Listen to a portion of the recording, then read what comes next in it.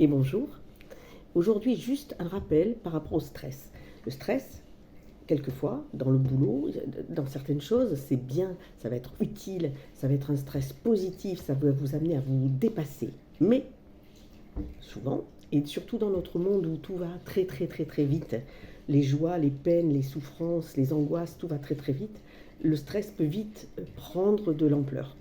Et ce que je voulais vous rappeler, c'est que la charge mentale, puisque j'en parlais l'autre jour, quand on a trop de charge mentale, ça peut amener un burn-out. Un burn-out qui va être mal pris en charge peut amener à une grave dépression. Un stress aigu, c'est-à-dire un stress très très très très très très fort, peut amener un stress post-traumatique. Le stress post-traumatique, s'il n'est pas pris correctement en charge, il peut amener à la dépression.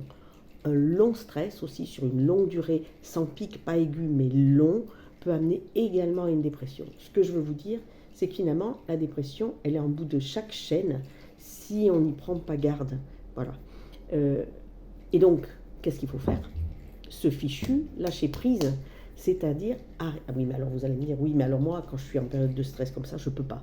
Il faut que je contrôle tout, il faut que je sois sûr de tout, il faut que je sois dans l'hypervigilance, l'hyper-contrôle, il faut que je sache tout à l'avance. Et là, effectivement, ça ne va pas avec le lâcher prise. Donc, il faut apprendre à se faire confiance, à faire confiance aussi à l'avenir, à faire confiance au fait que des choses traumatisantes ne se répètent pas. Et il faut absolument apprendre à laisser faire les choses. Et c'est tout un apprentissage. Et c'est pour ça que souvent, il faut se faire accompagner. Parce que seul, c'est un peu plus dur. Et ça se fait apprendre des respirations, des techniques de relaxation, ou faire de la sophro, ou faire des tas de choses comme ça. Mais il faut s'occuper de soi. De temps en temps, il faut prendre le temps de s'occuper de soi, mais de réaliser. En fait, je dirais que la première chose, c'est de réaliser dans quel état je me trouve en ce moment. Voilà.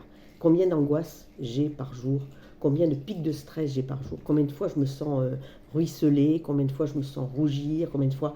Et essayer d'analyser toutes ces choses, parce qu'il va se passer des belles choses dans la vie. Et ça serait dommage de ne pas, de ne pas les laisser arriver tellement notre cerveau est encombré. Voilà, c'est tout ce que je voulais vous dire pour aujourd'hui. Je vous embrasse, à bientôt, au revoir.